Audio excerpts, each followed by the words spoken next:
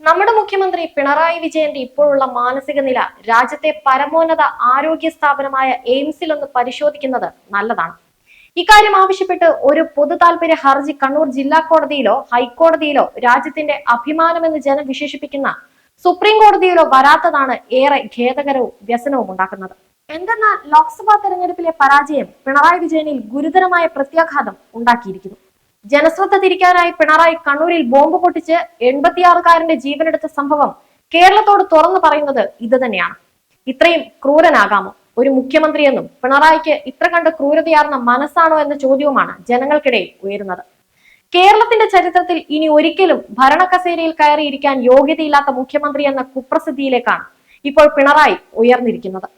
ഭരണപരാജയം എന്ന നഗ്നമായ സത്യം സ്വന്തം പാർട്ടിയും മുന്നണിയിലെ പ്രധാനിയായ CPI തുറന്നടിക്കുമ്പോൾ ജനശ്രദ്ധ തിരിക്കാൻ സ്വന്തം ജില്ലയിൽ ബോംബുണ്ടാക്കി പൊട്ടിച്ച് ജനത്തെ ഭീഷണിപ്പെടുത്തുന്ന പിണറായിയെ ജനത്തിന് എങ്ങനെ വിശ്വസിക്കാനും മനസ്സിൽ ഉൾക്കൊള്ളാനുമാകും? തെരഞ്ഞെടുപ്പ് നടക്കുമ്പോൾ പാനൂരും ഇപ്പോൾ നിരപരാധിയായ മനുഷ്യന്റെ ജീവനെടുത്ത് തലശ്ശേരിയിലെ എരഞ്ഞോളിയിലും നടന്ന സംഭവങ്ങൾ കേരളത്തിലെ രാഷ്ട്രീയ ചരിത്രത്തിൽ എഴുതി ചേർത്ത് കുട്ടികൾക്ക് പഠിക്കാൻ കൊടുക്കാൻ മന്ത്രി ശിവൻകുട്ടിയാണ് മുൻകൈ എടുക്കേണ്ടത്.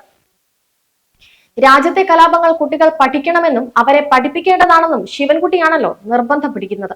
ലോക്സഭാ തെരഞ്ഞെടുപ്പിലെ തിരിച്ചടി മറികടക്കാൻ CPM കേരളത്തിൽ സംഘർഷത്തിന് ശ്രമിക്കുകയാണെന്ന് BJP സംസ്ഥാന അധ്യക്ഷൻ K സുരേന്ദ്രൻ പറഞ്ഞിരിക്കുന്നത് അക്ഷരാർത്ഥത്തിൽ ശരി തന്നെയാണ്. കണ്ണൂരിൽ ബോംബ് സ്ഫോടനത്തിൽ വൃദ്ധൻ മരിച്ച സംഭവവും തെരഞ്ഞെടുപ്പ് സമയത്ത് പാനൂരിൽ CPM പ്രവർത്തകരും ബോംബ് സ്ഫോടനത്തിൽ കൊല്ലപ്പെട്ടതും സമഗ്രമായി അന്വേഷിക്കണമെന്നും സുരേന്ദ്രൻ ആവശ്യപ്പെടുന്നതും ഈ സാഹചര്യത്തിലാണ്. ബോംബ് സ്ഫോടനങ്ങൾ രണ്ടും നടന്നത് പാർട്ടി ഗ്രാമത്തിലാണ്. ലഹരിമരുന്ന് കച്ചവടം, ഗുണ്ടാപ്പിരിവ് എന്നിവ നടക്കുന്ന സ്ഥലത്താണ് സ്ഫോടനമുണ്ടായത്.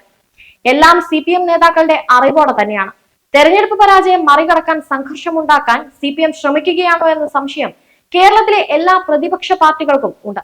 സംഘർഷങ്ങളില്ലാത്ത സാഹചര്യം പാർട്ടി കേഡറുകളുടെ ആത്മവീര്യം കെടുത്തുമെന്ന യാഥാർത്ഥ്യം വിളിച്ചറിയിക്കുന്നതാണ് ഇപ്പോൾ പാർട്ടി കേഡറുകളുടെ ആത്മവീര്യം നശിപ്പിക്കപ്പെട്ടു എന്ന ഒരു നേതാവിന്റെ സംസ്ഥാന സമിതിയിലെ വെളിപ്പെടുത്തൽ. അപ്പോൾ സംഘർഷമുണ്ടാക്കാനുള്ള പുറപ്പാടിലാണ് CPM എന്ന സത്യം കൂടി ഇത് വെളിപ്പെടുത്തുകയാണ്.